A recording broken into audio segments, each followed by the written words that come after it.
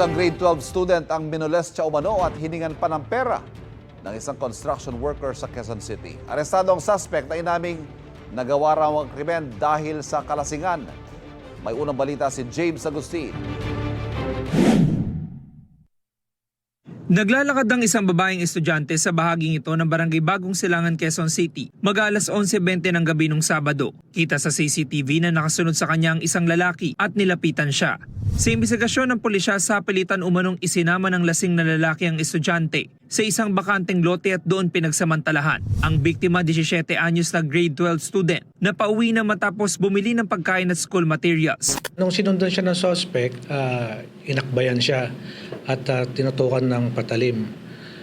Siyempre, nagsisigaw po yung biktima, kaya't sinabihan siya ng suspect na huwag kang maingay, papatayin kita. At pagkatapos po noon, dinala po niya doon sa isang madilim na lugar sa loob din po ng subdivision at doon nga po nangyari yung krimen. Nanghingi pa raw ng pera ang suspect sa biktima matapos ang krimen. Pasado hating gabi nang makuna sa CCTV ang pagdating ng dalawa sa convenience store. Initially, nagbigay si victim ng 66 pesos and then nakulangan yata yung suspect, nanghingi pa ng additional. Kaya nagpunta sila sa convenience store para magpa-cash out. Since may mga tao ron sa convenience store, doon po nakahingi ng tulong yung ating biktima. Nahagip din sa CCTV ang paghingi ng tulong ng biktima sa napadaang motorista. Itinuturo niya sa driver ang suspect hanggang sa dumating na ang patrol car ng pulisya na rumuronda noon sa lugar. Inaresto ang 32 anyos sa suspect na isang construction worker. Nakuha sa bakanting lote ang ginamit niyang kitchen knife. Ayon sa pulisya, 2 linggo pa lang nagtatrabaho sa subdivision ng suspect. Aminado siya sa nagawang krimen. Nagsisi po ako sa aking ginagawa.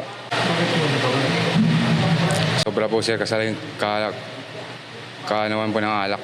Sana po mapatawad po nila ako sa aking nagawa.